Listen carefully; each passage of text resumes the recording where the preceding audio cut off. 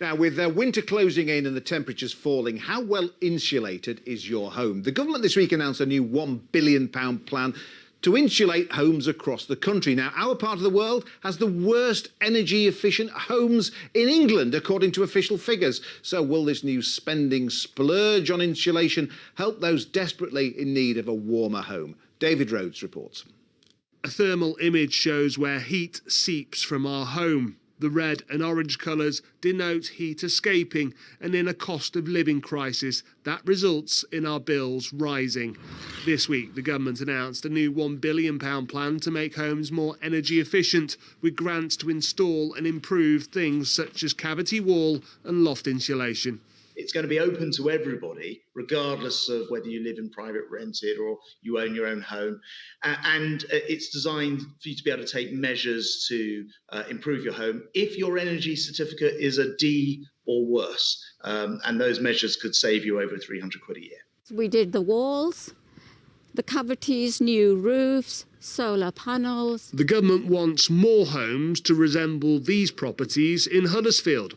8 social homes retrofitted by the local council with solar panels and state-of-the-art insulation, as Kirklees Council aims to be carbon neutral in the decades to come. We want everybody, all our residents, to feel that they are energy secure, cost efficient and adding to future-proofing in terms of decarbonisation. This money will help towards doing some of what we've done here, what we see here, but by no means we would need all of it for ourselves. But these homes are a rarity in our region, as properties in Yorkshire and the Humber are the least energy efficient in the country. The latest figures show the most energy-efficient homes in England are found in the capital. In London, nearly half, or 46%, of all homes with an energy certificate have a rating of good or outstanding. In contrast, in Yorkshire and the Humber, that figure is just a third, or 36%. Our region disproportionately has a lot of homes that were built over a century ago and a lot of homes that are in rural locations. Those are 2 key factors as to why energy efficiency isn't a byword for many of our properties.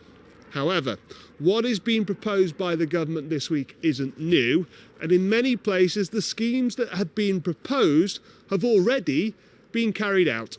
Between 2007 and 2011, we had a scheme which insulated with cavity wall insulation and loft insulation over 40,000 homes across the whole of Kirklees. It was a universal offer, free to everyone. When that scheme finished in 2011, we didn't have a successor project. And so that's the lost decade, more than a decade, that we've had when we could have been dealing with these things to prepare people for the energy crisis that we have today. The government's new funding for better insulation will be distributed by local councils from April next year. Labour said they would go further and faster than the government. Absolutely. Government should be working with people to invest in energy efficiency. You know, this is the most obvious thing that we should be doing. And Labour has a plan to insulate 2 million homes every single year. Our homes produce more carbon each year than the cars we drive on the road. Lowering those emissions is important for protecting the environment and will be vital for lowering our fuel bills in the future as well. That was David Rhodes reporting there. Jason McCartney, our part of the world has the least energy-efficient homes in the country. We have a lot of catching up to do, haven't we? Well, as we just saw on the film there from one of the local councillors in Kirklees, Kirklees is actually doing very well. And the scheme between 2008 and 2011 was when the Conservatives actually led Kirklees Council. They had the Warm Zone scheme, and they would send an assessor round to every home and offer them home insulation. So it was face-to-face. I think the problem is some of the schemes and some of the funding streams are a bit too complex for people to connect with. So I would like to see a repeat of the Warm Zone scheme with the innovative Conservative-led council, so that makes it easy for people rather than having to reclaim vouchers and get assessors. But we heard there about a lost decade, didn't we? We should have been insulating homes long before now. We need more innovative, Conservative-led councillors to look for opportunities like that. So, and that's what we're working towards in Kirklees.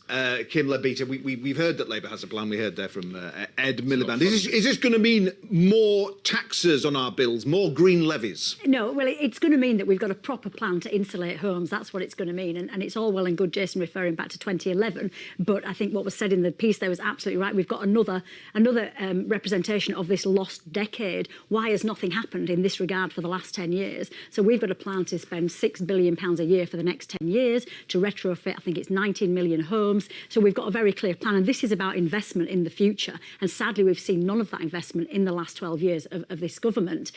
Much more needs to be done. And like I say, this is the only way we're going to move forward in terms of keeping people's bills down. But we're playing catch up yet again.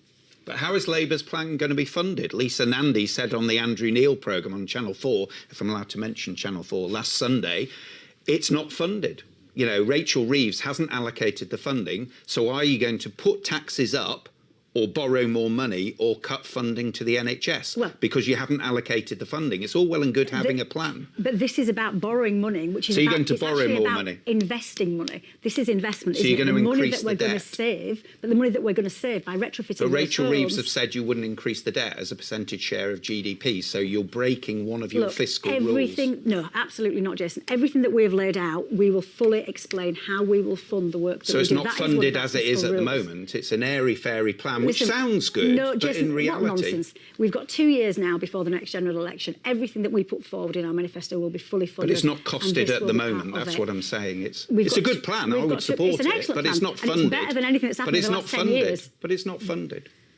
We're running out of time. Could I just mention something else? I know you both...